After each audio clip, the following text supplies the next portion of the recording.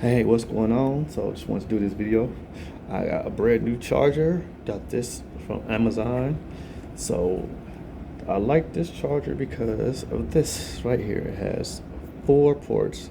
It has 2 USB-C ports and 2 regular USA-A ports. So you can charge up to 4 different devices on this thing. This comes in really handy because I have my phone, I have my tablet, and I have my earbuds that I can charge with this thing. So it works really well. It works really good. USB-C, as you can see, it does have fast charging, 3.0. So it does charge my devices pretty quickly. My phone about an hour, tablet about 2 hours, 3 hours or so. But the BMI is the more devices you charge, the longer it is going to take for those devices to charge, because apparently it splits up those charges between those different devices.